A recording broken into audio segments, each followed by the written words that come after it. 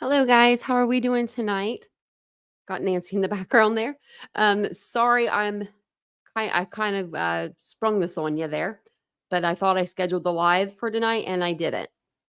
So welcome in those of you who did get a notification or just came to check, on the channel because you guys are like, hey, it's like 9:30 and that's about the time that Tanya goes live. But thank you guys for being here. I do appreciate it. Vincent even said I was coming in and I was like, see you later. And he said, you're doing a live? I was like, yeah. And I sat down and I was like, holy crap. It was 9:15 that live was supposed to be scheduled for. And I was sitting here like 9:10 and I was like, oh, I didn't schedule it. So I scheduled a little bit further out. Hopefully, I'll just talk for a couple of minutes. It'll bring some people in, hit the thumbs up. That'll bring some people in as well, if you guys don't mind. And, we'll get started with case coverage, but we'll just do a little video first before we get to the main video. So let's see.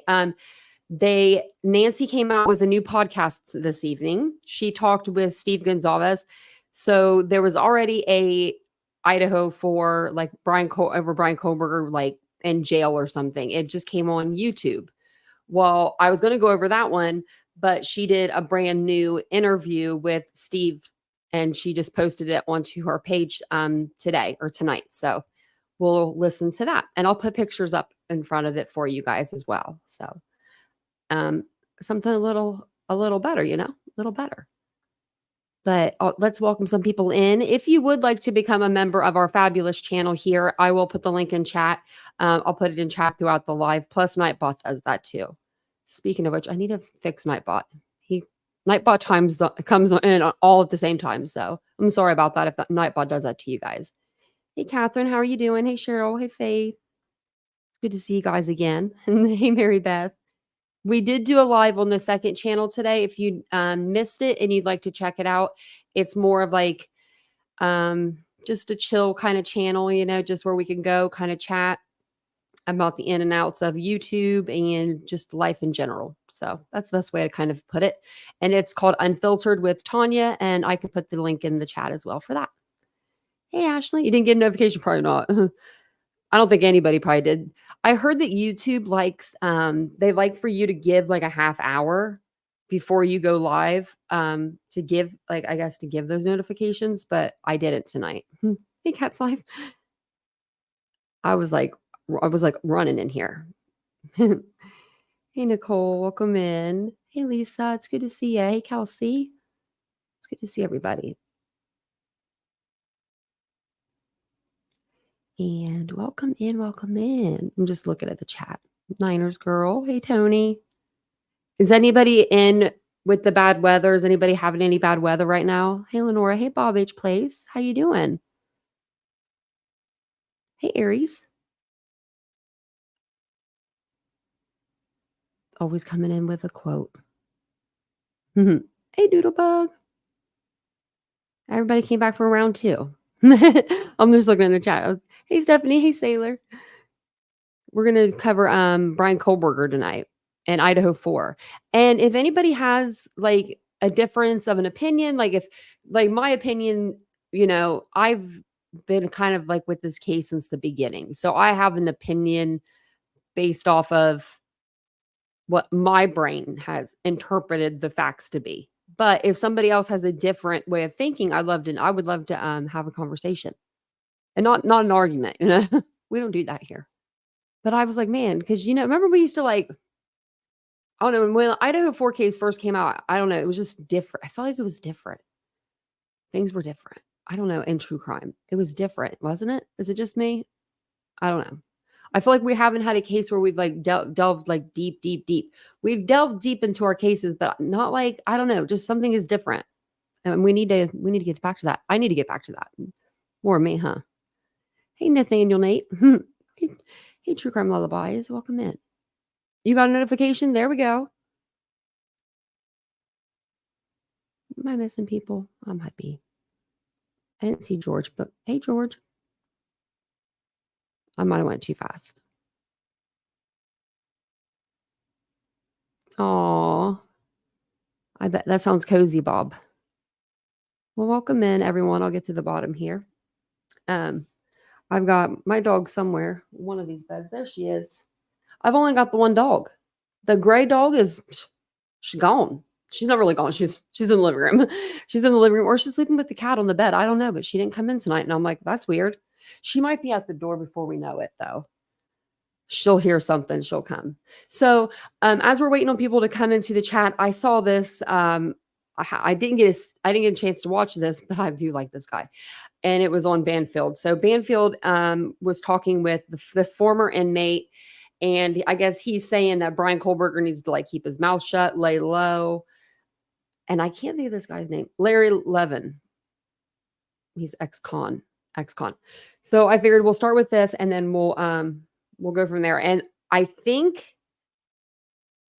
that Christy might have said something maybe that she thought we knew, like everyone knew, but nobody knew. So stick around.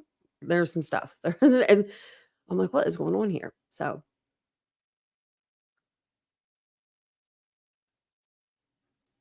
yeah, Jan came over to the other channel today. She's been over at the docket for a while, it seems like. That's like her new little home or something.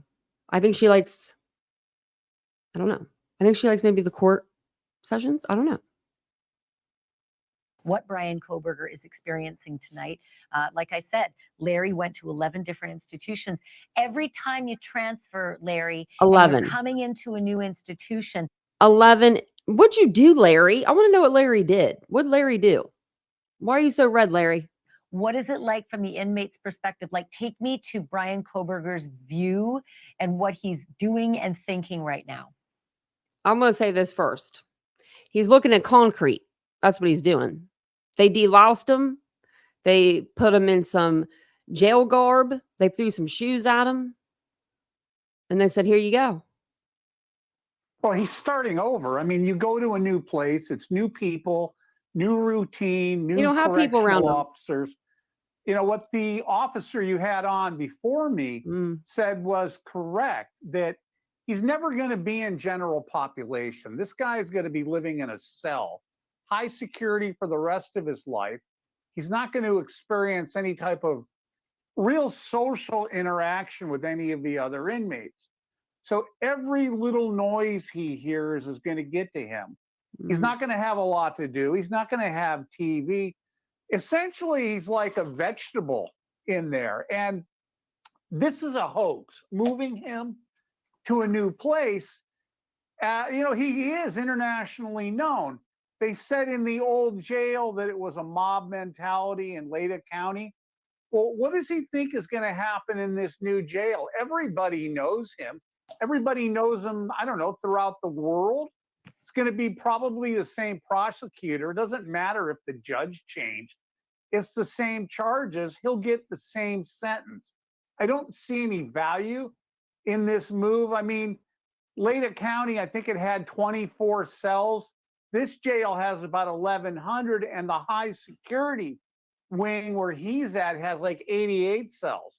So he may be shouting things across to the other inmates, but he wouldn't. He's probably keeping his mouth shut.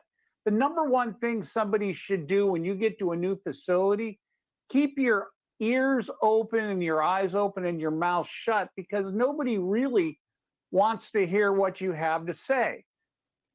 I don't know if you guys got a chance, because I really drilled you with videos today.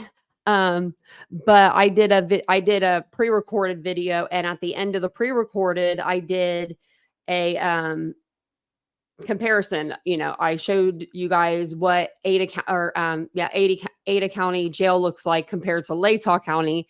Latah County is like under the courthouse. That's where I grew up. That's where the jail was. I thought all jails were under the courthouse like that. Guess they're not. But Ada County is huge. And it's actually a 9-minute drive from the jail to the courthouse. So every day he's going to be making that trip back and forth, you know. So that's, they already have a lot of security on them. So better hire in some more. Now, as far as meals, I suspect because it's high security, they're going to bring a tray. There's like a little slot in the door, little rectangular slot. They're going to bring him a paper bag.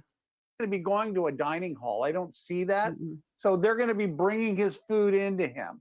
Maybe he'll get out 2 or 3 times a week to take a shower. And then maybe somebody will come by with a library card. They'll give him some books. He may have a Bible in there or something. He could probably use the telephone, but he's not going to socialize with anybody. I mean, this guy's like a vegetable. It is a county jail. It's not a state prison. He could probably buy some commissary items. You could probably get that commissary list.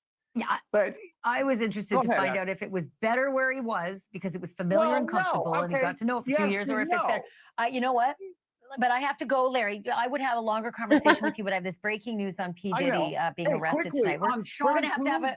By the way, they probably took him into custody because they figured he was a flight risk.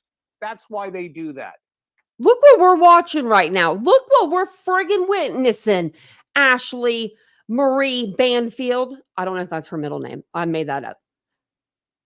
Did you see how she just kicked the Idaho 4 case to the curb? If this was a year ago,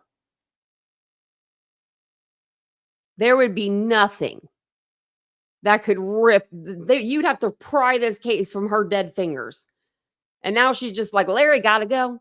Can't, Larry. Bye, Larry. P. Diddy. We got breaking news on Diddy.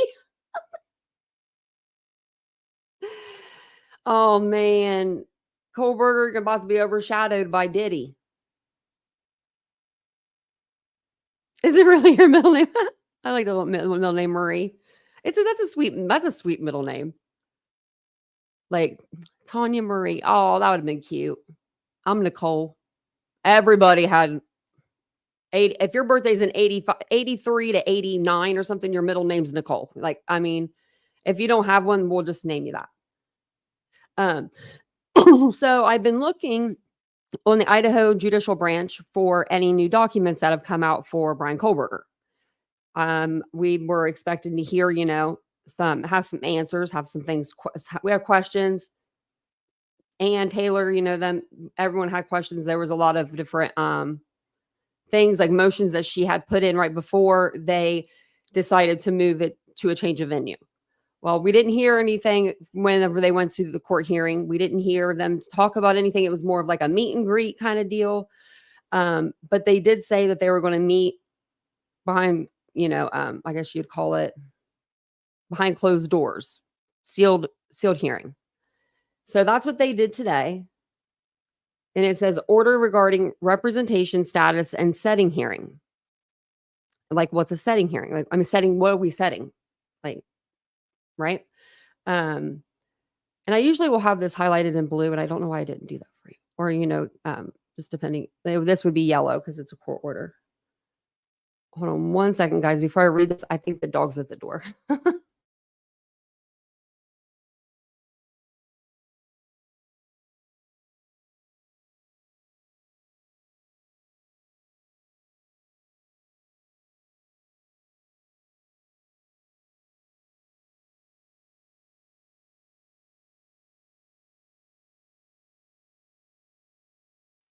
The girl.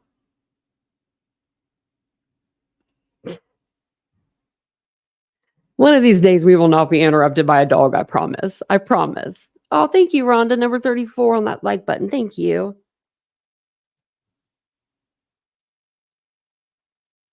Kayla, I like that name. I had a couple of friends named Kayla. They were younger than me a little bit.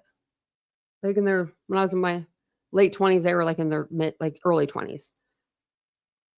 So it just says here, by this order, the court directs that current defense counsel Ann Taylor, Eliza Mastiff, and Jay Logston shall remain as counsel of record for defendant unless they are relieved by a subsequent order of this court.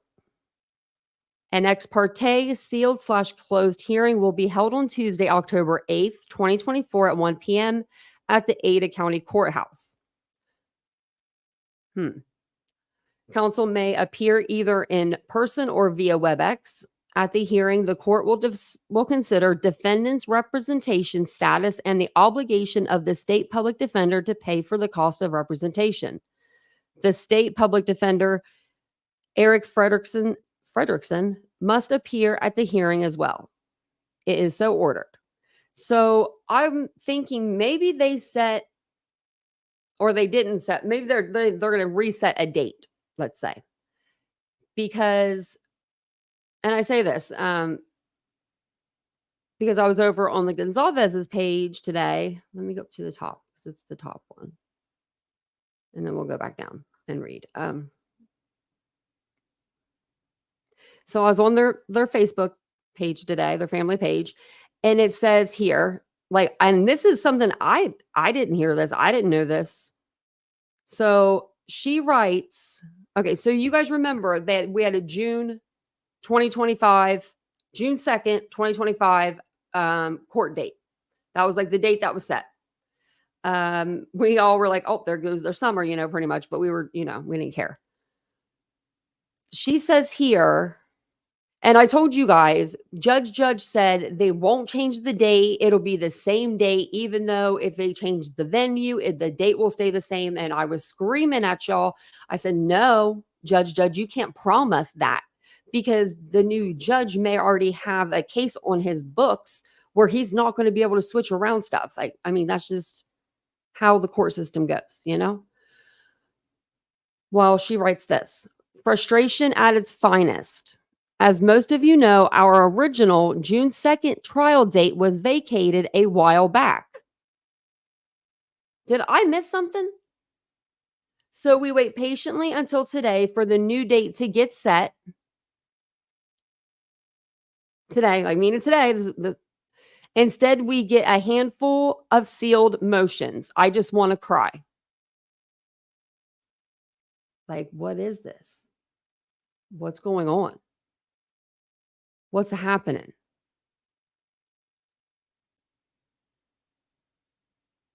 Really, true crime? I didn't know your oldest daughter was 37. I probably did it. No, I didn't. I didn't know that. I love that. I love that. Hey, Panda.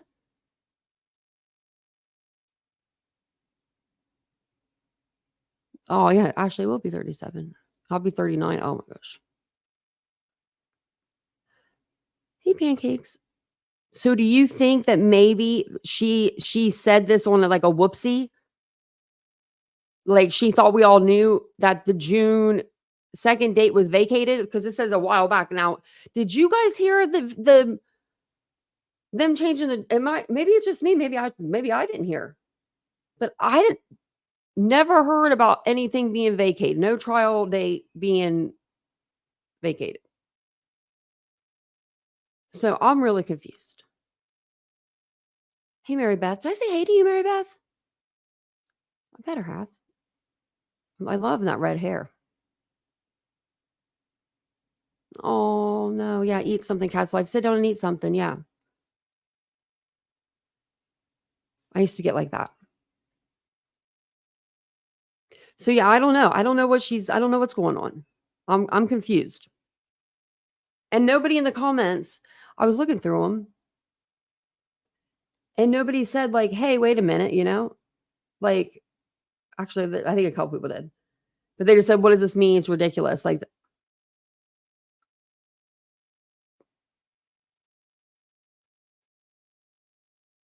I could have sworn.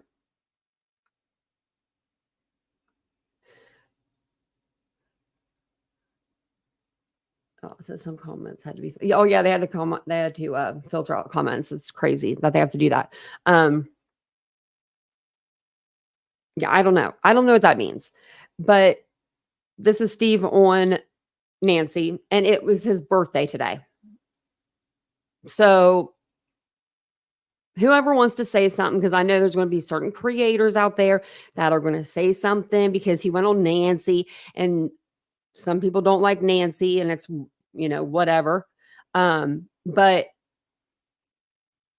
give the dude a break. It's his freaking birthday, and he's trying to just keep the word out there.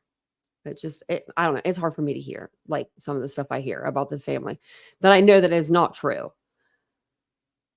Let me go down to this. I wanted to read this to you because This is what it's all about, really.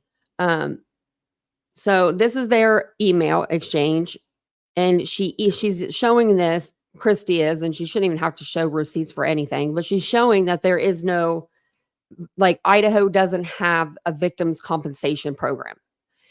In Ohio, we have a victims compensation program where if you're in like a car accident and you're the victim in that accident, like let's say like me, as a passenger, I had no, I didn't jerk the wheel, or I had no say in it. Well, the state of Ohio could have given me up to like $45,000 or something along those lines, like a lot of money.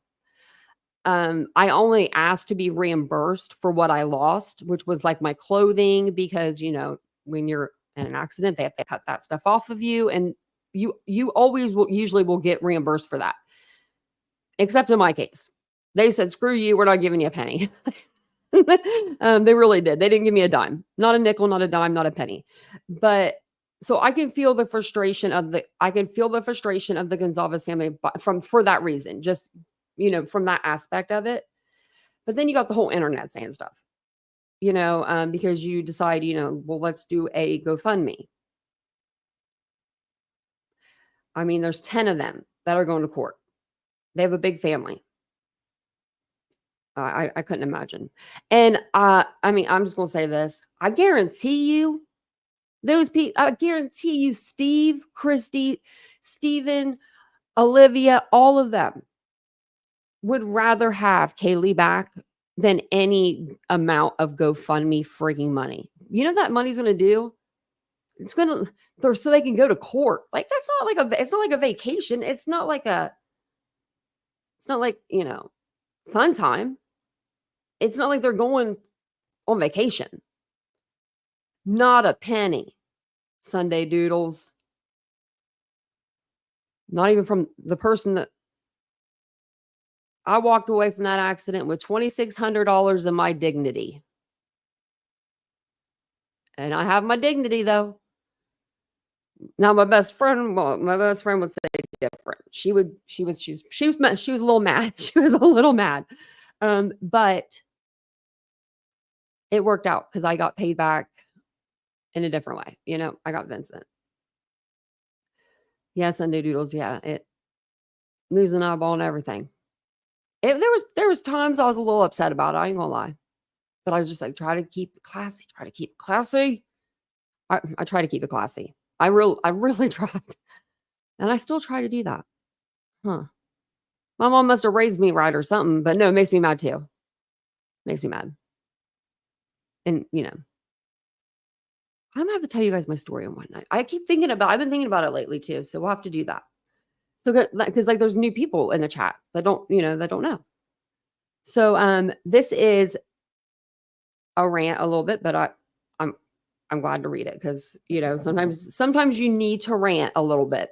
But it says edit. So I think that the bottom's actually the top, but I'm going to read it like as it's written.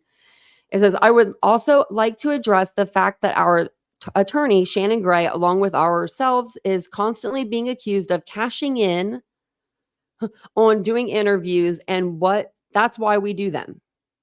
This is absolutely not true, and none of us has ever been paid for interviews. Do your homework. Ask any news outlet if they pay for interviews, and they will tell you no. We are so tired of being attacked for so many stupid things. Haven't we gone through enough? We love all of our supporters and everyone that stands with us, but the hate and lies and rumors, it's too much. Please keep it off our page, I beg you. We are a real family, and this page is ran by several of us. Please stop the hate. So I don't know. I'm assuming that creators are talking about it and that's sending subscribers over, because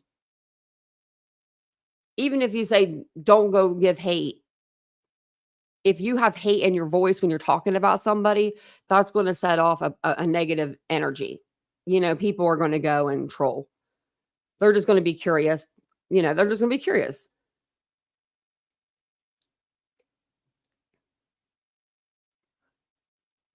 David, I don't know. And you're welcome. I don't know why they are, but they should be able to do a GoFundMe. I mean, that should be like the least of our worries with anybody. except for, well, Seth Rogers. Sorry. I had to dig a little bit there. I'm just kidding.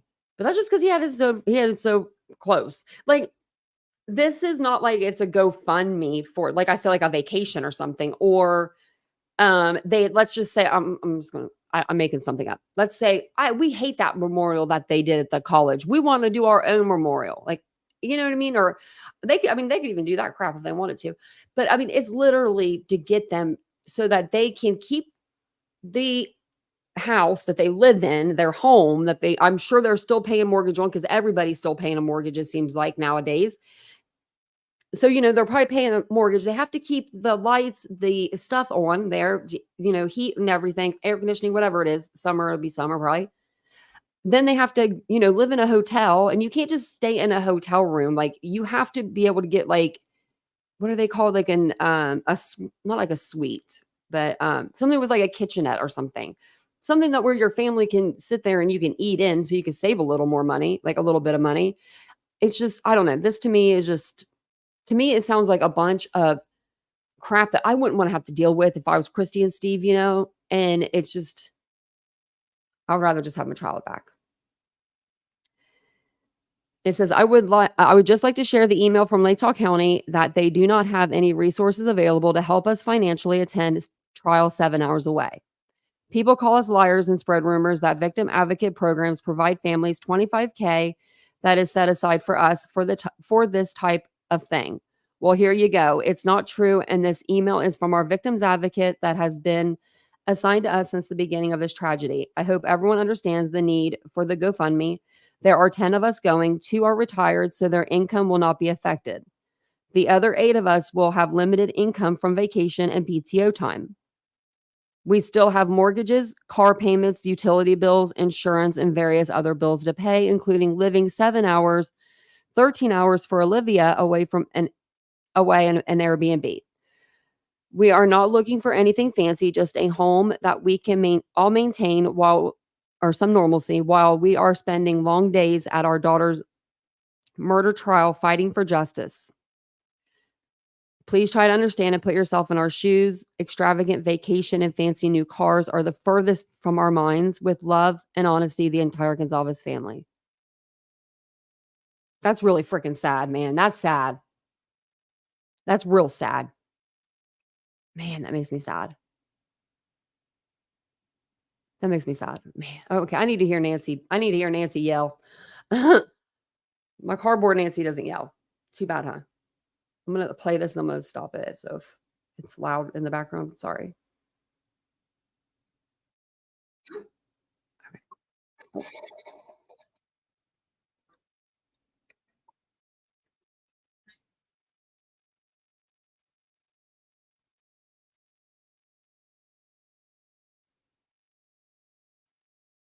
Okay, I was just trying to get it to the part where she starts talking. And then I'll put up like overlay. You know what? Actually, yeah. And I think that, is it in here? It's not, but I bet I can find it.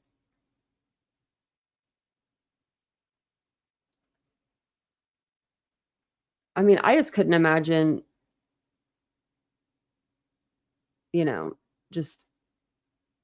I couldn't imagine dealing with any of the stuff that they've dealt with. I mean, this case is huge. It was huge. It's still huge. It's going to be huge. And, people are like, well, they are the only ones that are talking, like, let the other families talk. And it's like, what are you talking about? I saw that on Twitter the other day. It said, why don't you let the other 3 families talk? And it's like, they're allowed to talk. Maddie's dad's just been kind of going through Steve. I think he's been kind of like using, Steve as a crutch in a way. Kara kind of can't speak out as far as I know right now. She's kind of preoccupied. Jeff, Xana's dad, he's a man of few words. He didn't really talk a whole lot either. And Ethan's parents said they don't want to do anything with the trial. They want to move forward. Like it's their way and that's their way. So it's not that no one is silencing anybody. People need to get off that. I don't know where they found that one, but Who knows? Okay. They probably found it somewhere.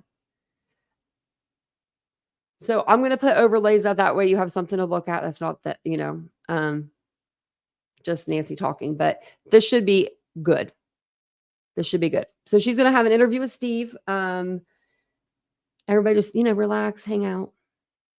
Hopefully it's not, hopefully she's in a mood. I like it when she is fired up. And I need it. Right? I need that tonight.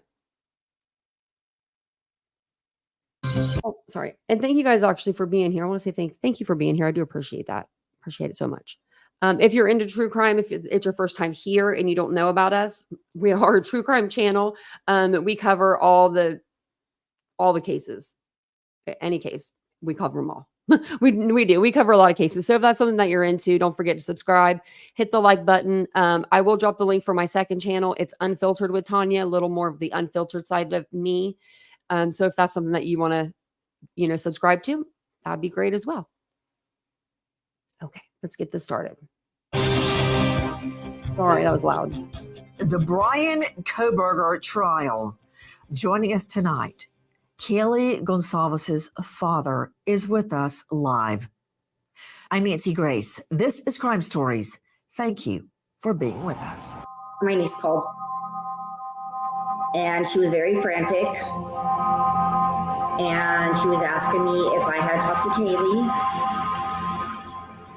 Kaylee's phone goes directly to voicemail. Start playing Maddie. Nobody's answering. It's ringing, ringing, ringing, ringing. So we turn on the TV and we see live news coverage at Kaylee's house, 122 King Road. Kaylee and Maddie are both dead. A quadruple homicide. News came in that the police are responding to a call of someone found unconscious. That's the call that originally came in, and then they responded, and then they found the 4 additional bodies, the 4 bodies of these students inside the home. It was originally a call not pertaining to 4 dead bodies, but that's what they found when they entered the home. It was shocking news to hear, especially coming from just the most quiet town. You were just hearing investigative reporter Ava Winehouse. At the very beginning, we didn't even understand what had happened. At the beginning, when police were called to the King Road address, no one knew what was to unfold. As the news unfolded, it got worse and worse and worse. And that is for us on the outside looking in. Joining me tonight is a very special guest, Steve Gonzalez. This is Kaylee Gonzalez's father. Steve, thank you so much for being with us. Thank you. I appreciate you supporting these kids. I really don't even know how to take that, because I don't know who in the world could not support you and your family and Kaylee and the other children. There were children that were killed that night. I just want you to know before we start that you and your wife and your family are the objects of so many prayers. I know it's hard for a lot of people that have never suffered as a crime victim to identify or to relate to what you're going through. But I know from firsthand experience that it's horrible and that it never goes away. And I look at you as you speak to the press, as you go about your life, and I've got to tell you, I am in so much awe and admiration about how you continue forward, how you put one foot in front of the other, and you get up every day and you keep going and you keep fighting. You were mentioning earlier how people ask you, hey, how did it turn out? What do you mean by that, Steve? We have a Facebook page, so we've garnered attention from other countries And I guess maybe from those countries, a perspective of 2 years, they assume it's over. They assume that we're done. So they'll chime in, they'll comment, they'll send us messages and ask us how did it turn out? You know, people have their own lives, they're running around doing their own things, and then they catch back up. They're like, oh yeah, what happened there in America?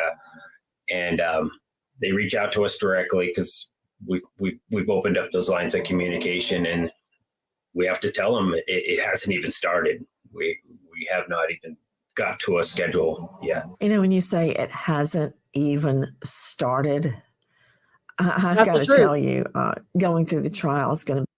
That's the truth. This is like the beginning of like, I mean, in my opinion, when it starts trial, that's the beginning of like getting to know the facts. We're going to know what exactly happened that night. I feel like there's not going to be any or questions for anybody to have. Just my opinion. Be pure hell, and you know that, in addition to what you've already been through. I wonder how you and your family feel as you see other cases hit the headline and take away focus from what you know to be the most important case there is. I remember when my fiance was murdered, I felt like I had stepped off the world. And I look back, and amazingly, the world was still spinning. People were still going to work. People were still going out to nightclubs and movies and out to dinner. And it pisses you off. I ain't gonna lie. I think it was just too much for me to take in because my world had stopped. I couldn't hear music. I couldn't even hear the clocks ticking in the house. It just, no TV, nothing. Everything had to stop. And I've been wondering how you deal with the fact that seemingly the world is marching on. Yeah. You're reminded of that every day you wake up and you need to get up and go to work, and you have all these pressing issues. So yeah, it's part of the reason why we're fighting is to make sure that my daughter's case is going to get the right people and the right attention, and then, you know, the right resolution. So you think it's a guarantee in America, but I think those times have changed. I think you really have to come up and you have to say something and you have to get people involved. And I've heard that from other people who have cases that were never solved, where they wish they could have gone back and picked up that phone or opened up that door where there was people, you know, knocking on their doors trying to get the inside story.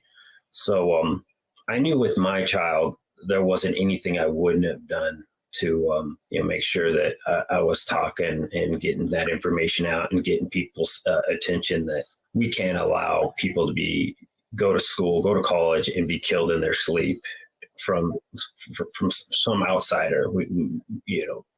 There's terrible things going on, but a complete stranger, hunting your child down and getting them while they're sleeping is just you can't get that through your head that that's even possible. Mr. Gonzalez, what you just said has been my theory from about day 3, hunting them down, because people always ask, of course, as you know now, the state doesn't have to prove a motive, but practically speaking, a jury will want to know a motive.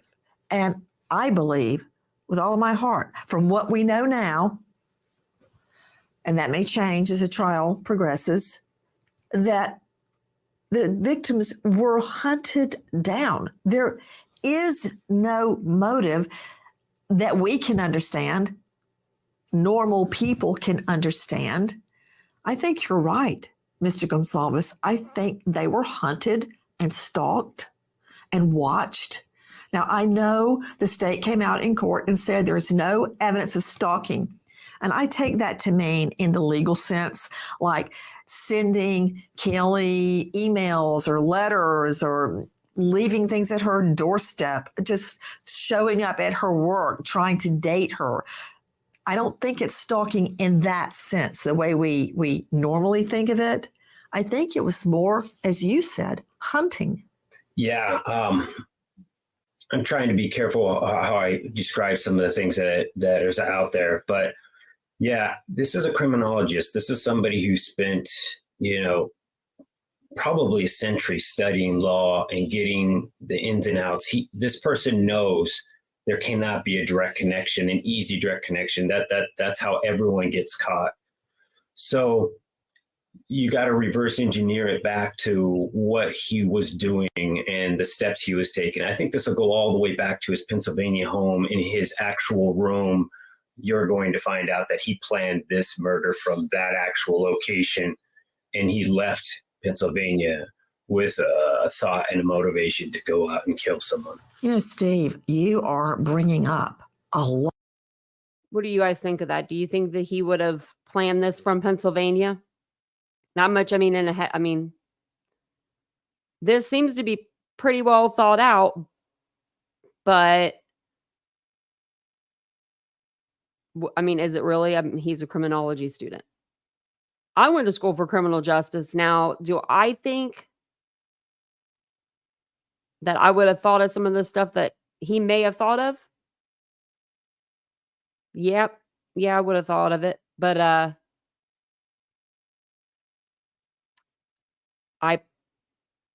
he would have had to have been. I'm OCD. I'm OCD too. Like it's chronically bad.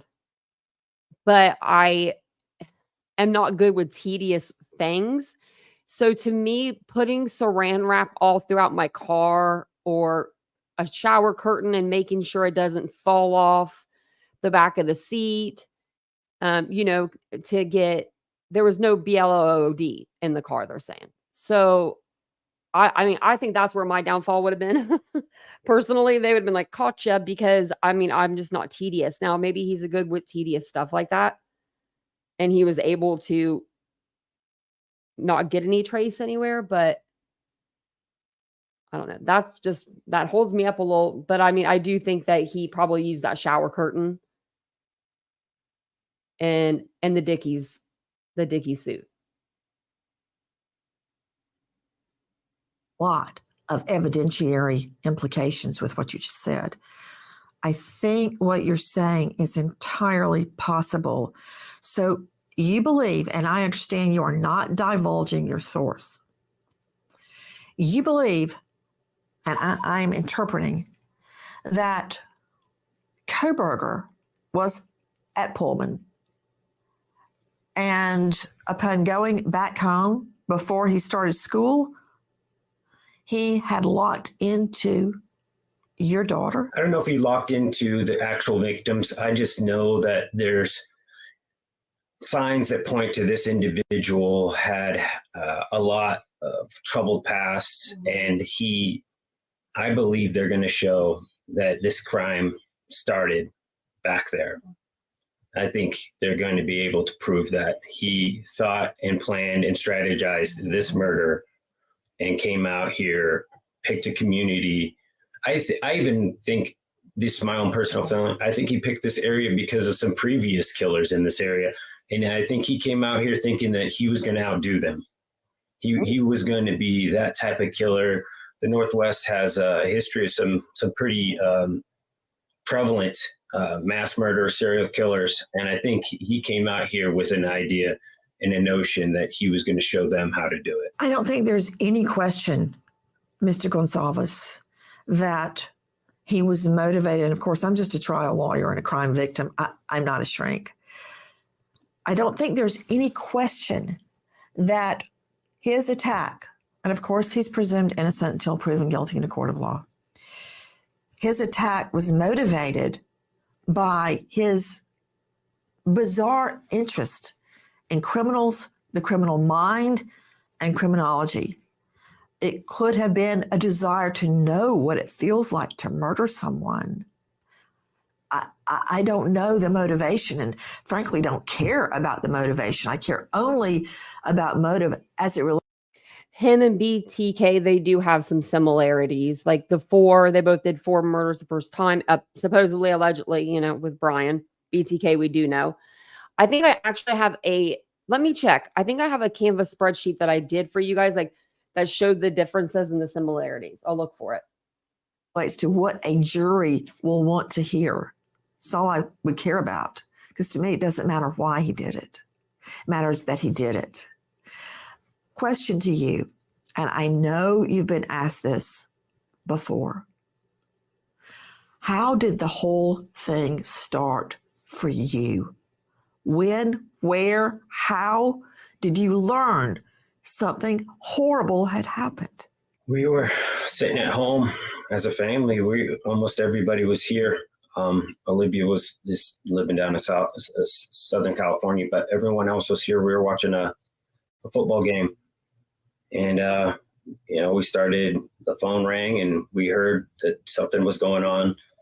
As a father of 5 kids, I can't tell you how many times we think something bad's happened, and we can't find one of the kids, and they're just hiding underneath the table or something. So you try to stay calm, and you try to tell yourself that this is just some rumor, something that's been blown out of proportion.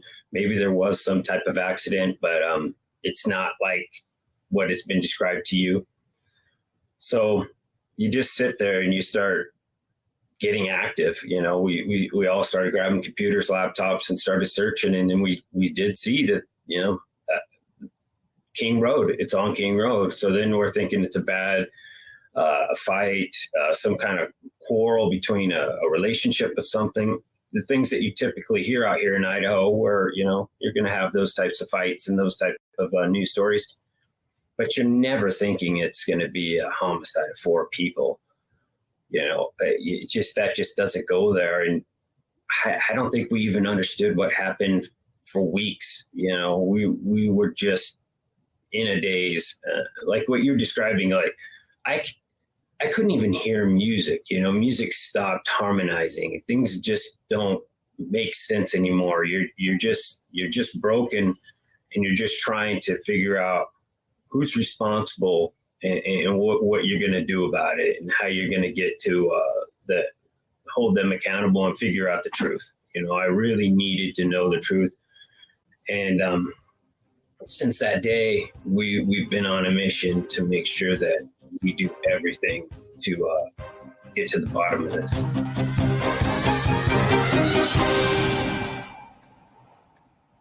This is Sarah Spain from Good Game with Sarah Spain.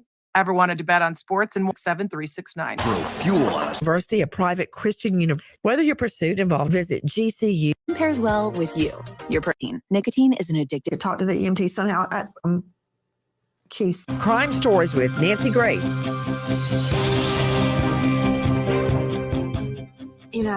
Steve, I remember when I first learned on the phone from Keith's sister that he was dead. First of all, I didn't believe it. I thought there had been an accident of some sort. And if I could just get there really quickly, I could fix it. I could talk to the doctors. I could talk to the EMT somehow. I didn't even know where he was. And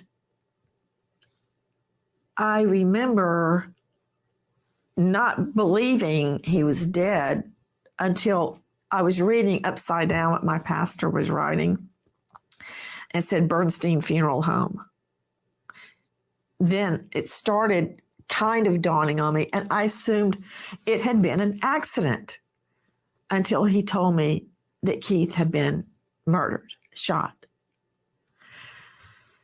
When you first got that call, Mr. Gonzalez, what were you told that allowed you to think, well, there's been some misunderstanding, there's been an accident, I'm going to find out what's really happening. Like she's hiding under the table, like when she did when she was little.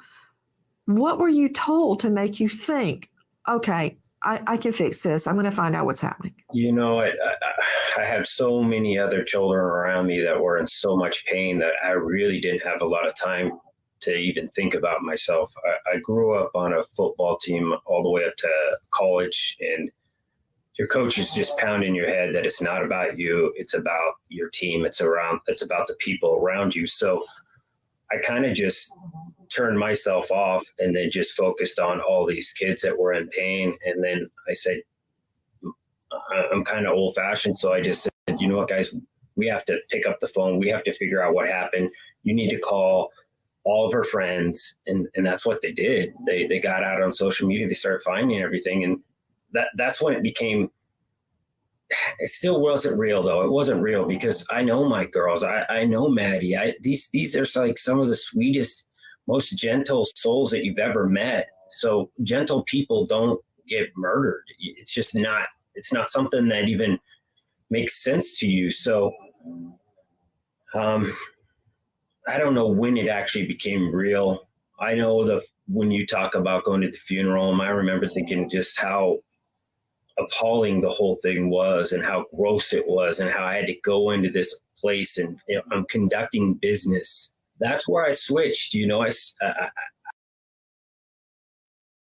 Wasn't that the day they arrested Kohberger? Because they said they weren't going to have the girls as funerals. Or the celebration of life. That's what they were calling it. A celebration of life parties until after he was arrested. I think it was the day of that he was arrested. I can't be a victim. I'm one of those guys that was like, I'm going to turn this on whoever did this, and I'm coming for them, and I'm going to get them, and we're going to bring wrath on this individual. And if that means I got to wake up at 4 a.m. and do interviews and talk to people and work with willing people, strangers, become friends, then that's what we did. That's what we're doing right now. To this day, I'm still trying to connect dots with anyone who's listening, and that includes the prosecution team, whoever wants to pick up the phone and reach out to us if they have something. We're still here. We're still collecting data. When everything originally happened, the lack of confirmation, at first it was rumors of murder-suicide that was ruled out. Things like that, when you live in a small college town, it hurts to not know exactly. And even 48 hours later, when we were still on scene, students were feeling like they wanted more from local authorities and especially wanted more for the families of the victims. Kohberger's trial officially. I don't think we could get enough. I think that they were actually doing a decent job on giving us some press conferences and stuff, but we just couldn't get enough. And the family was working overtime. I mean, they really did find a lot of the evidence before the officers did. Now, do I think that was a great idea for them to do that? Maybe, perhaps not. But if they didn't and the cops missed some of that evidence, that wouldn't be good either. But, them going out and gathering that evidence, maybe it could have made the cops, I don't know, like, maybe they were like, okay, in high gear, like, okay, we got to get the rest of it before they get it. And then they, you can make mistakes that way. So we don't want any mistakes. Changed venues to Ada County in hopes of a fair trial. What's next for the suspected Idaho student's killer? Just around 3 a.m. In fact, it might have been even a little earlier, a man named Bryan Kohberger was taken into custody in Albrightsville, Pennsylvania. That is nearly 3,000 miles away. In fact, much more than 2,500 miles away from the crime scene here in Moscow, Idaho. That's right. Arrested 3,000 miles away from the crime scene at King Road. The spot where Steve Gonzalez believes the murder plan was actually hatched. Who is Bryan Kohberger? Well, we can come up with all the theories we want, but I want you to see Kohberger on video. Now, This is after a female traffic cop. I want to emphasize a lady cop had pulled him over for a traffic violation. Yeah, I was just slightly into the crosswalk, so where I'm from Pennsylvania, we actually don't have like crosswalks. Oh, so even if you're kind of slightly, there's a little bit more leeway as well. Like there are a few lines, like there's one white line and then there's another one. Like there's like a certain margin from which you can actually kind of put your vehicle, place your vehicle. I'm just going to interrupt really quick. Me personally, I think he was sputtering all this stuff to the cop because he was trying to get out of a ticket. I really think that he thought, maybe if I tell her I'm not from around here and, because a lot of times, when people are on that, okay, so if you're turning left, let's just say you're turning left and you're at the light and there's a car in front of you and they turn and it's yellow. I'm going to say 9 out of 10 of us are going to turn on that yellow. Don't you lie in the chat neither. Okay, I'll get 8 out of 10 of us are going to turn. For the most part, I'll try to stop, because we do have a lot of crosswalks here. People actually use them. But most towns, like little towns, they just go. So I think that's why he was just like, saying like a lot of that stuff in the beginning. I don't think he was really messing with her or anything like that. I think he just wanted to get out of the ticket. Mm-hmm.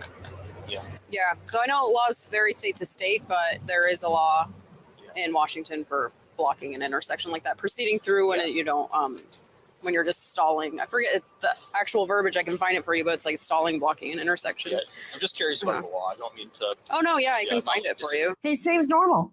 He's actually challenging the lady cop on her knowledge of the traffic law and actually has her look up the law. Listen. I think he had her look up the law because she didn't sound confident. And when she recited that law to him, he was probably going, man, is this really even a law? Because everybody does it. I mean, a lot of people do it. Not everybody. Can't say everybody, but a lot of people do it. And I think that it's one of those things. She probably, maybe he did something else to piss her off or something, maybe he sped through it or something, or I don't really know. But I think she was just, she just didn't really know what the law, like the law was for that, like what the charge was. And you should know exactly what that is if you're going to pull someone over for it. I would think it'd be like proceeding, through a light or something. I don't know. Okay, so I found it. So I don't know what in Pennsylvania, where you go to find laws, but in Washington, it's called the Revised Code of Washington.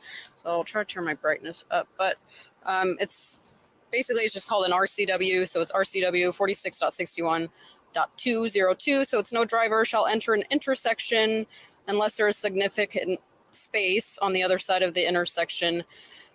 To accommodate the vehicle he is operating without obstructing the passage of other vehicles, despite any traffic control signal indications. And it goes on and on and on. Joining us tonight live is the dad of Kaylee Gonzalez. Steve is with us, but to Dr. Bethany Marshall joining us, a renowned psychoanalyst out of Beverly Hills, author of Deal Breaker. You can see her now on Peacock. Dr. Bethany, we see not only that and the dismissive treatment, the challenging of the lady officer. His car is in the crosswalk while people are trying to cross. Okay, simple, easy. But then we fast forward to helping out, and I'm putting that in quotes, a female colleague with her home security video when he actually hooks it up so he can watch her at home. What? Changing clothes, going to the bathroom, who comes to her front door, sitting on the sofa, watching TV. I mean, it goes from one thing to the next regarding women. Mm-hmm. We see him being asked to leave bars because he freaks women out, walking up to them saying, hey, what's your home address? It's just on and on and on with him and women. I'm curious as to how that played in to him fixing on Kaylee. Nancy, for psychopaths, which he most certainly is, sex and violence are fused. They are considered one and the same. They go hand in hand. So with the female cop, we can see that he's lying prolifically. He says there are no crosswalks in his state. He's fascinated by the law because that is the thing that gives him proximity to thinking about crimes. Just like an alcoholic might work in a bar or a pedophile might work in a school, a man who wants to commit murder will surround himself with criminality. But to answer your question, I've always felt that these girls are so beautiful and lovely that he wanted to eradicate something good. You know, when we think about what Dr. Bethany just said, the aspect, Steve, which I know no one likes to think about, but proving this case will require this. The lying in wait aspect, there's no question about it. Yes, the state has said in open court there's no evidence of stalking, but we know his phone turned up along that strip behind the King Road address multiple times. We know he was watching the house and your daughter. Yeah. For people who aren't familiar with this area, you don't just randomly take a right turn and find yourself in another state. You purposely have to drive and take at one time we looked it up. It was like 15 different intersections and turns to get from Pullman to anywhere close to where these girls in Ethan were. So it's just not like a random, I just took wrong turn here and I found myself in another state, in a town that I'm not familiar with. This person was very familiar with those areas, and there's not a lot of real reasons why he should be over in those areas that often. And I'm sure that is going to be dug into quite deeply once we get into trial time. When I think about the number of times that we know of, I wonder how many times are there that we don't know of that he was in that area watching that house. I heard Dr. Bethany say something about him. It's hard for regular people like us to relate to what I'm about to say.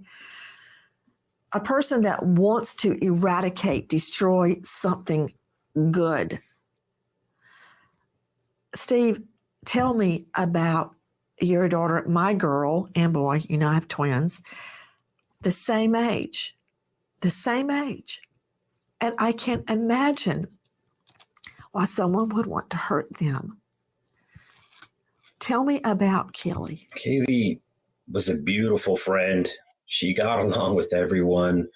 We never even had to ever have any kind of conflict with a school or teacher or anything along those lines. So, and Maddie, I know Maddie exactly was the same type of person.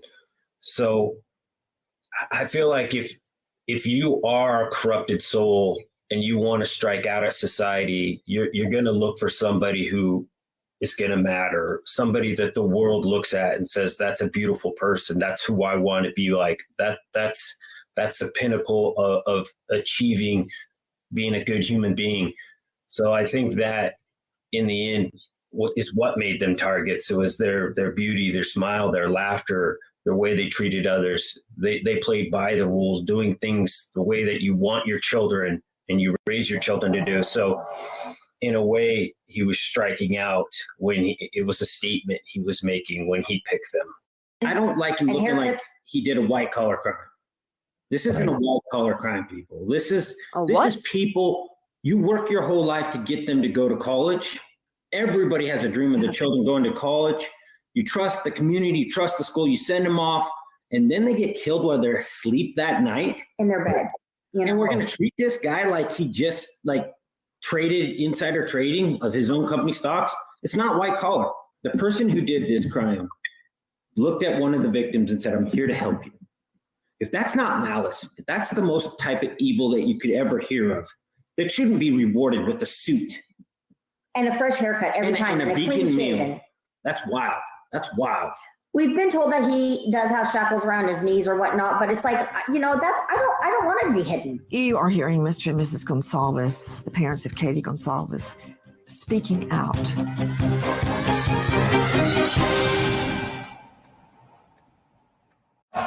Ohio State. Our partner in making today's program career calling purpose at Grand Canyon University. Pouches deliver nicotine status or head to your local convenience. To get $200 in terms and responsible gaming.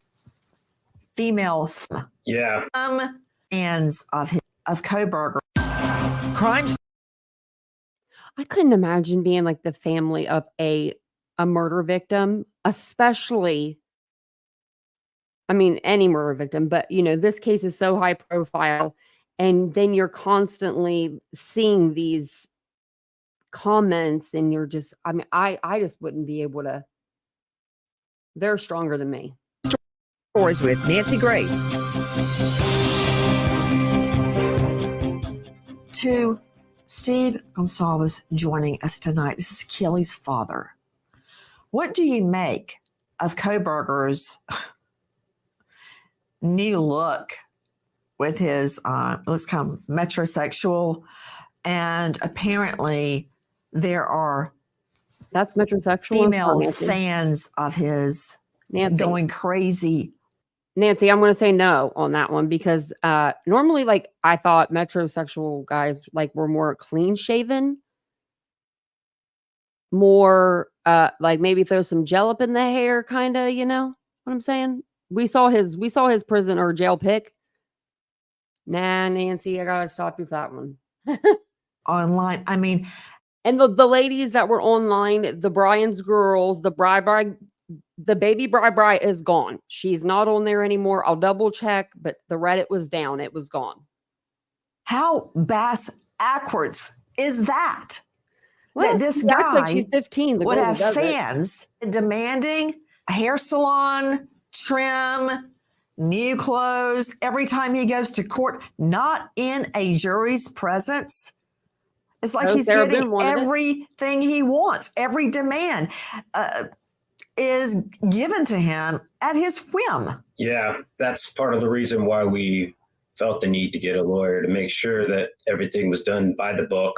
And I questioned that everything was, 100% done on paper. Where were these rights coming from? Who was making the decisions to give him the ability to not have normal cuffs? I just don't think any father is going to be okay with their accused mass murderer being treated with any kind of preferential treatment whatsoever. I'm not asking for him to be in shackles and orange during his trial. Everybody deserves a fair trial, and a fair trial means you look presentable and you don't look like a criminal.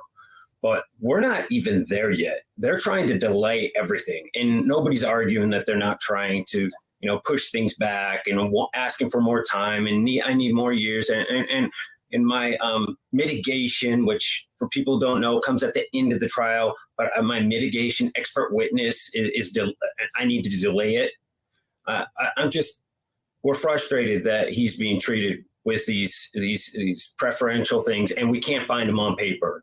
Show me who made this decision. I can hold that person accountable. These are elected officials. I can hold people accountable. But if you don't put it on paper, it makes it very hard for me to understand who did it. So this new judge is doing it by the book. Everything I've seen, I like. And that's all I'm asking.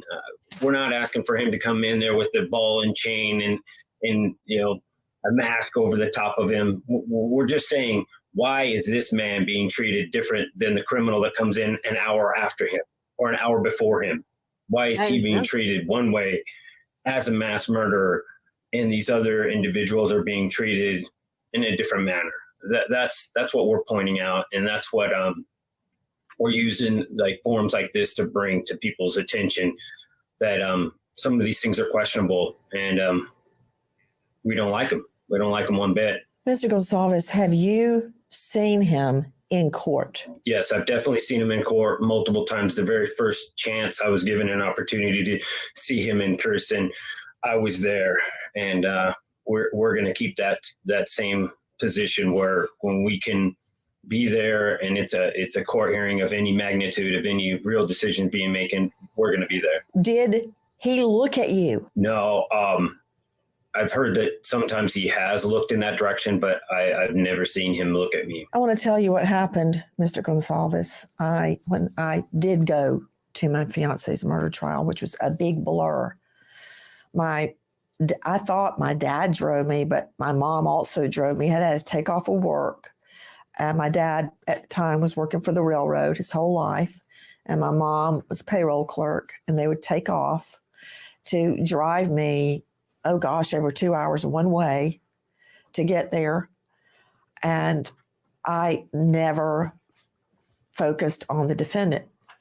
But at the end of my testimony, I came down off a very tall witness stand. It was equal to the judge.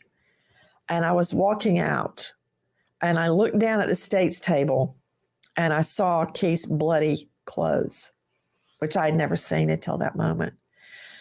And then I kept walking and I came to the defense table and I looked at the lawyers first because he was flanked by a bunch of lawyers.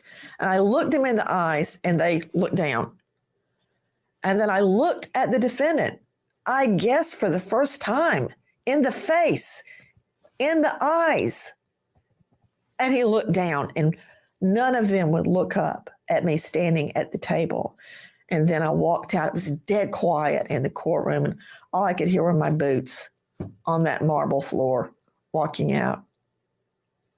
And I'm curious, what went through your mind when you first saw Bryan Kohberger? I don't know where I actually heard it, but I've always heard, and it's always stuck with me, that the eyes are the opening of a man's soul. So yes, I wanted to peer through this man's soul and understand the best that it's possible what kind of person this person is. So yeah, it's not easy, but I have an obligation, and I am not thinking about myself. I'm thinking about what this person stepped into when he picked my daughter. And yeah, it's a very uncomfortable situation. We get people requesting all the time for us to sign off so they can get their hands on these photos, these autopsy photos, or these photos of the crime scene. It's disgusting. And we've made it known that Steve, I don't understand who is wanting you to sign off to release those photos. What? Hold on, we're going to go back 30 seconds. Did he just say somebody's asking him to release the photos of the autopsy or the crime scene or the autopsy? It would be the autopsy, I'm assuming. I mean, autopsy when he picked my daughter, person is. So yeah, it's not easy, but through this mind. Sorry. When you first saw Bryan Kohberger. I don't know where I actually heard it, but I've always heard, and it's always stuck with me, that the eyes are the opening of a man's soul. So yes, I wanted to peer through this man's soul and understand the best that it's possible what kind of person this person is. So yeah, it's not easy, but I have an obligation, and I am not thinking about myself. I'm thinking about what this person stepped into when he picked my daughter. And yeah, it's a very uncomfortable situation. We get people requesting all the time for us to sign off so they can get their hands on these photos, these autopsy photos, or these photos of the crime scene. It's disgusting. And we've made it known that Steve, I don't understand who is wanting you to sign off to release those photos. I never want to see those photos. I don't ever want anyone to ever see those photos on the internet. My good God. I mean, I'm assuming they're from other countries. I've never seen the crime scene photos in my fiance's case. I've never tried to see them, except I was so young when that happened. I had never even been in a courthouse. I didn't even know what a defendant and a plaintiff was. I knew nothing. I've never gone back to the scene where he was murdered, because for me, that just means reliving it. And I have children to raise now, and I don't want to be in that again, ever. But when you say people want you to release the crime scene photos of your daughter, what are they thinking? They're like vultures circling it. I don't understand that. How dare they? Yeah, it's clickbait. It's viewers. It's disgusting. And we don't want it. We want nothing to do with any of that disgusting behavior. And hopefully it's not even possible. But as just a regular parent, you don't know. You don't know what's possible. I mean, so much of this is so new to us, and it doesn't make sense. So if one day I woke up and there was pictures of our children on a newspaper with some blurred out stuff, I wouldn't even know what to say or what to do or what my rights would be. So yeah, there's definitely people out there right now who want to make money off of a crime, and they know that that's something that would bring people to them. And we're in an attention economy, and these people want that. They actually. Let me give you a little story time sidebar. There was a creator on the platform, and she stole a bunch of work and stuff like that. But she did a video and titled it Idaho 4 crime scene and put a picture as the thumbnail, and it had BLOOD on it. It looked like droppings, like if you were to be carrying a knife, after you've unalived somebody. And that picture was just like a stock picture off the internet, but it garnered her like 70,000 views because people thought they were going to really see a crime scene photo. And you know what they saw? Nothing even to do with the crime scene at all. Actually are hunting it down. Suspected Idaho students killer Bryan Kohberger gets a win as judge grants change of venue request. The Gonzalez family has attended every hearing in Bryan Kohberger's prosecution, but is now forced to fundraise to afford relocating to Boise for the trial. The family of 10 released a statement expressing their extreme disappointment in the decision, criticizing the state's failure to cross-examine the defense's witnesses effectively. Now they are hoping to raise enough money to rent a home, feed themselves, and account for 3 months of lost work. Steve. Yeah, exactly. I want everybody that's saying stuff about the Gonzalez family and asking for a GoFundMe. If this happened to you right now, would you be able to go somewhere far away, 6 hours away, and live for 6-week trial? And I bet your answer is going to be no. Nope, I could not afford that. No, I would not be able to afford that. So sorry, you can't see your child's murder be put away neither. Because if that does happen to you and you were to do that, then we'd all have to come back and say something on you. Steve Gonzalez, this is Kaylee's father. He's living in pure hell every day. Where'd she go? She cut us off again. I hate when she does that. There'll be a transcript. I was trying to type it. I hate when she does that. She does that every once in a while. She'll just like cut us off. Why'd you cut us off, Nancy? I'm about to play this again, but I know she did. I know she cut us off. As you got in arduous ordeal for them. They are leaving their home.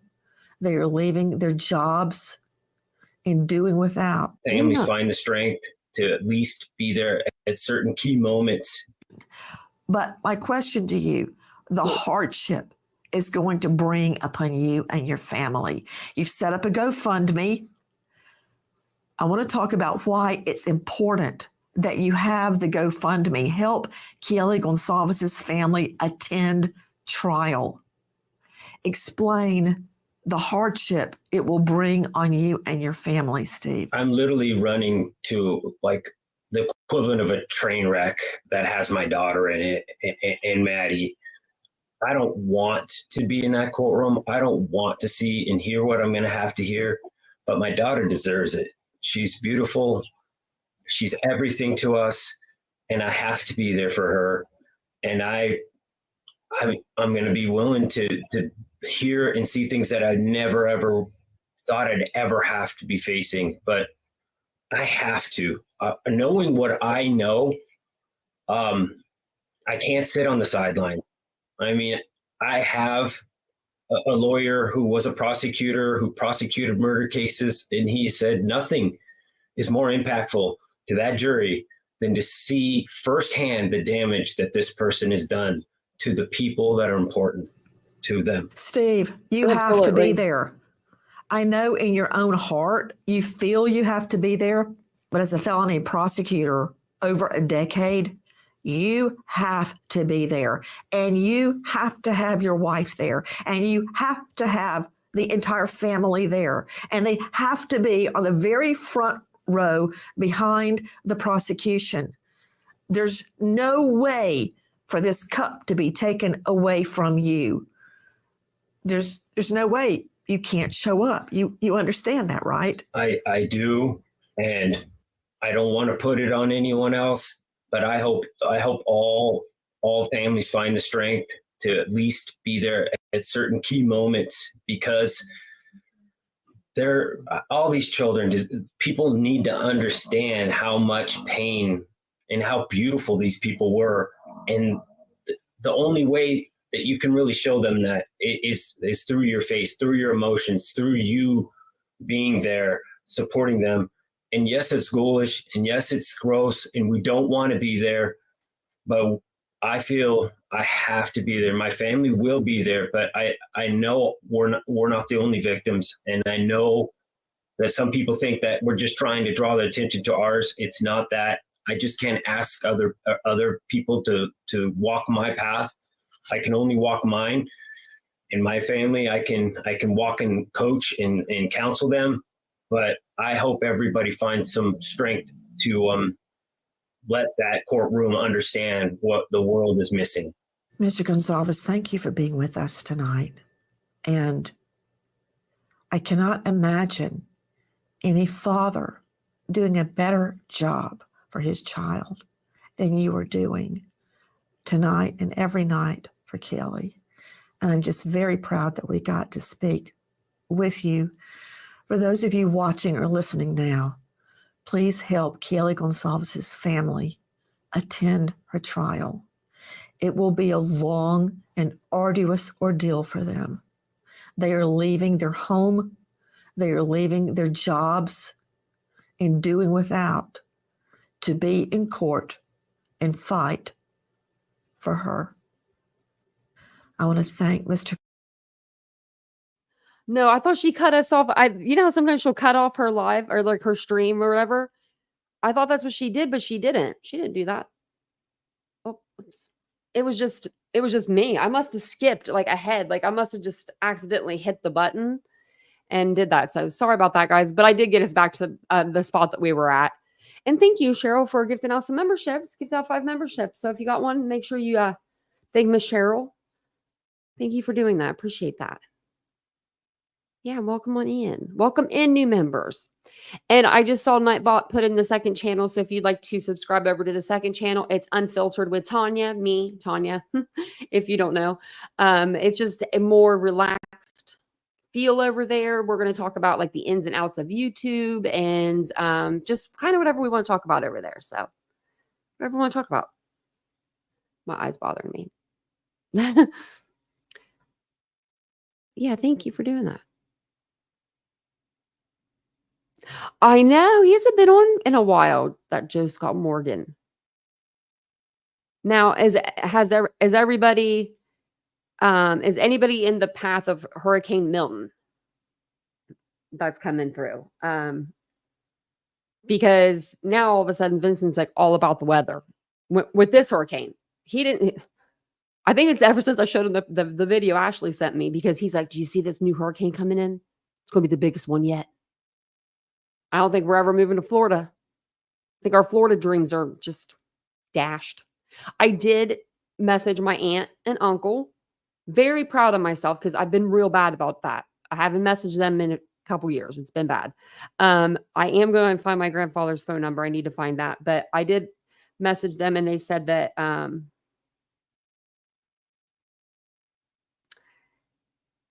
I said, "Are you guys okay? I saw all the bad weather and I was worried." And she said, "We are right now, but it doesn't hit us until Wednesday. We lost the other house during Ian. Just praying this isn't as bad." I glossed over that. So they don't have the house anymore that they had. Oh, that's so sad. I just read the thank you for checking in on us, because I was just trying to find like making sure that they were okay. But oh man, no, that's so sad. She said, "Love you. Reach out on Wednesday if I can. I'll let you know." So that's tomorrow. I said, "Let me know. I'm praying for you. It's terrible down there." She said, it is terrible. The storm is coming sometime tomorrow evening on Thursday morning. If we have power, I'll reach out. If not, I will reach out when it comes back on. Love ya." You live in Daytona Beach? Did they tell you to leave, El Beam? Did they tell you to evacuate? It's going to be bad. I just don't want anyone to get hurt. I don't want anyone to lose their homes, but I don't want anyone to get hurt. And I don't want anyone to lose their animals. Can you evacuate with your animals? You got to take your animals if you have any. If not, send them up here. I think it was Jay or somebody. I was like, you can come and stay with me if you need to. I'm all the way in Ohio. We're pretty dry up here. Like, I feel bad. I know JLR, he is staying. Did you see the numbers he was gaining off of the Helene though? I think he's like, I'm going to get some good numbers on my channel. I don't know. He's crazy, but okay, I don't want anyone to dox him. I don't know if you guys know, but I'm curious, but I shouldn't even know, but I'm just kind of curious to know where he lives in Florida, because when Helene hit, he was back in his house, just sitting there like nothing happened, streaming. Like his house was fine. And now this time he's staying again. So maybe it's built of concrete.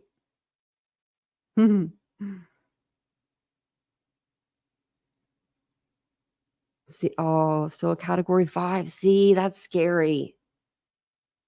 I wouldn't be good with hurricanes. I'm not good with any kind of weather change, but I slept through the tornado. So, I mean, I probably could sleep through anything. Like, girl, I didn't sleep for like ever. Could not sleep to save my life. And the one night I just passed out. Oh, the GoFundMe. I think I have the link right here. Oh no, that's telling you guys to let me go back and get it for you. There we go. I'll put it in the chat. You're ready for it? LB said they're ready to go. Man. Sawyer Plumbing donated $5,000. Wow. That's really nice.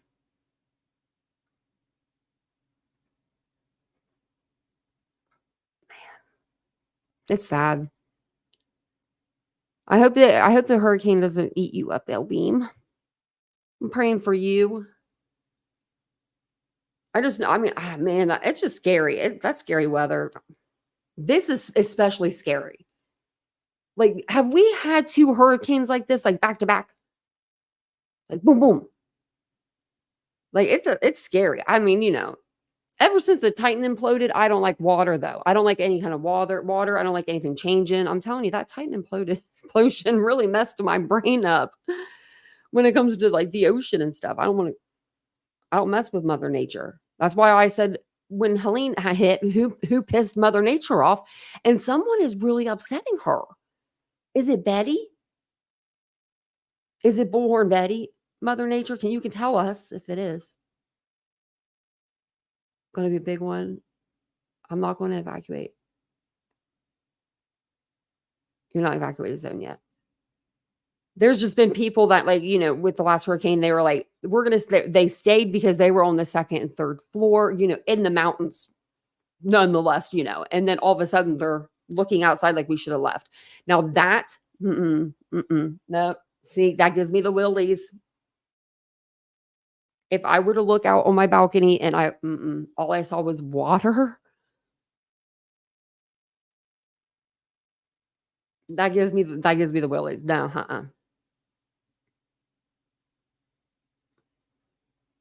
Oh my gosh, your aunt's 94 and staying out. She's like, I'm 94. Sunshine, that's what she's saying. She's probably saying, if this or that didn't take me out, then that storm ain't going to. I can hear a 94-year-old saying that.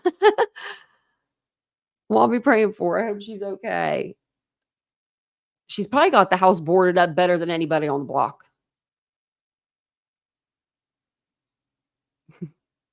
She says no.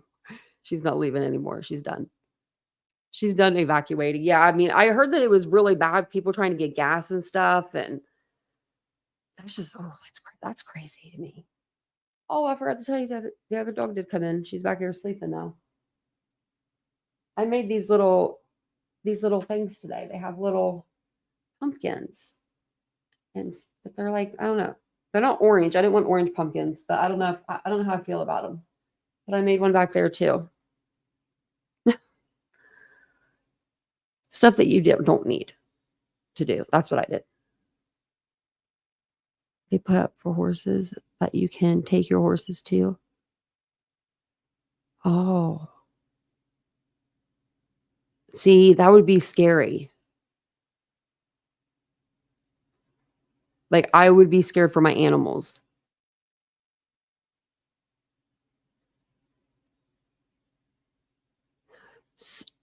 Lawyer, and his members are at a fundraiser for what? For the victims?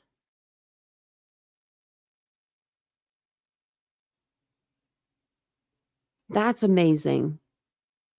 That's amazing that he has money like that he could do that. That's amazing. That's awesome. They're going to need every little bit, and they're going to need a lot of prayer and a lot of volunteers. A lot of volunteers. I mean,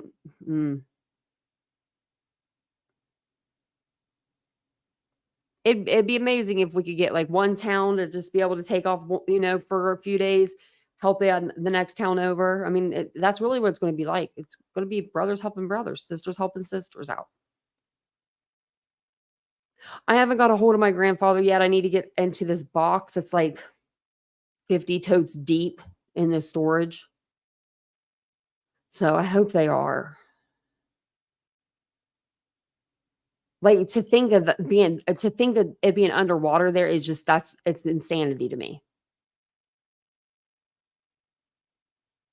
I almost can remember their phone number, but it's like I almost can't. I wonder if it's in like online. They don't have like, you know what I mean? Like, they used to put it in the phone book back then. That's what I'm trying to find. Like, because it'll be just their house number. They still use a house line, I'm sure. My grandmother passed away 2 years after my dad. So then my grandfather was still alive, but he really wasn't a talker. He was a money maker and he was a quiet guy and he liked to just do numbers and stuff. Not like Vincent, actually. Like Vincent with like numbers and stuff. But man of few words. And I was the only grandkid that called and reached out. Thank you very much. I did do that. And I left messages, but he never called me back. So I didn't know if maybe he was just really sad about my grandma at the time. And 828, yep. Yep. That's the area code. Yeah, is Lori, is he going to leave? Or is he staying? Yeah, 828. We had it written in this little cupboard my whole life, and I can like almost remember it, but I can't. So I just need to get my mom's old phone book. She used to have one of those ones that you write in. But yeah. PJ, Laura, his dad, he is funny to me. He is so funny to me. Like when they're on together, it's almost like the lawyer, is so excited, like he's like excited to have his dad there. And his dad's always just like writing something or he's typing something or, he's a busy guy. And it's just funny. I just think it's really them together. It's comedy. It's comedy.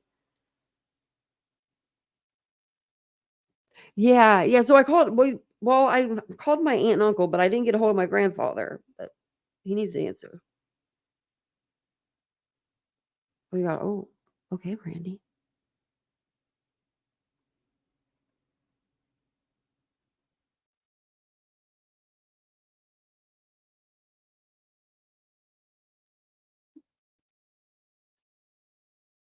I was reading the chat. I'll have to call tomorrow. And I'll have Vincent get the suitcase out too, because he's supposed to look for those pants. I have a feeling he's going to say, can I just wear these gray pants that are already in here? And I'll be like, yep. Just as long as you give me the box out. It's a box in there somewhere.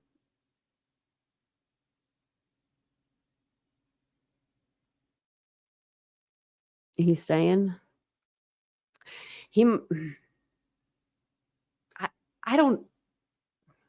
I think I would leave.